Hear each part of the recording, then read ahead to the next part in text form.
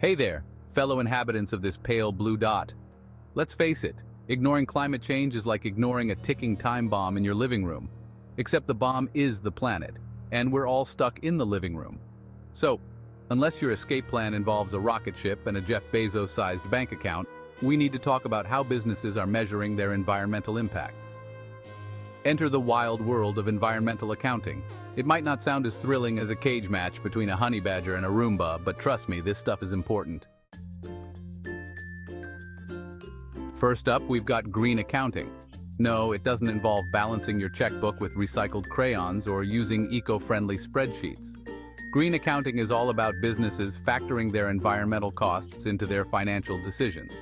It's a way to ensure that the true cost of doing business includes the impact on our planet. Think of it like this. A company might be making a tidy profit selling, let's say, rubber duckies. These adorable little bath time companions might be flying off the shelves, but if their factory is spewing toxic waste into a nearby river, rude, green accounting forces them to acknowledge that hidden cost. This means they have to account for the environmental damage they are causing. It's basically shining a giant spotlight on the environmental impact of a business, good or bad. This transparency can drive companies to adopt more sustainable practices. And let's be real, some of these companies need a spotlight like a vampire needs a garlic enema. It's about time they face the music and start making changes for the better. Next, we've got carbon accounting, the Beyoncé of the environmental accounting world. It's got all the buzz, all the headlines, and for good reason. Carbon accounting is all about measuring greenhouse gas emissions. It's basically like keeping a calorie count, but instead of tracking your pizza intake, you're tracking how much CO2 your business is pumping into the atmosphere. This is crucial because, as we all know, carbon dioxide is basically the Beyoncé of greenhouse gases. It's everywhere, it's powerful, and it's not going anywhere anytime soon. Section 4. Green versus carbon accounting. Two sides of the same eco-coin. Let's dive deeper into this intriguing comparison. So, green accounting and carbon accounting, are they the same thing? Not quite. They are related but serve different purposes. Think of it like this. Green accounting is like looking at the entire menu of environmental impacts, from air pollution to water usage to waste generation. It provides a holistic view of how business activities affect the environment. Green accounting helps companies understand their overall environmental footprint and make more sustainable decisions. Carbon accounting, on the other hand, is like ordering the climate change special. It zeroes in on those pesky greenhouse gas emissions. It focuses specifically on measuring and managing carbon footprints. Both are important, but carbon accounting has become particularly trendy lately, especially with the growing awareness of climate change.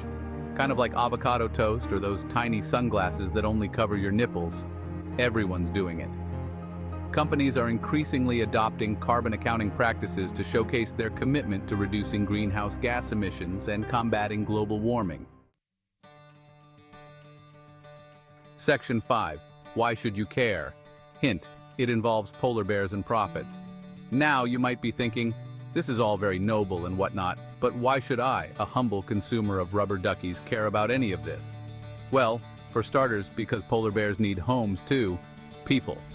These majestic creatures are losing their habitats at an alarming rate due to climate change and human activities.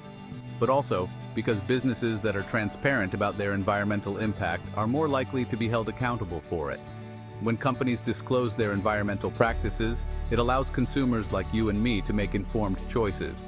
And that means cleaner air, cleaner water, and a healthier planet for all of us. Imagine a world where our rivers are pristine, our skies are clear, and our forests are lush and green. Plus, it can save businesses money in the long run.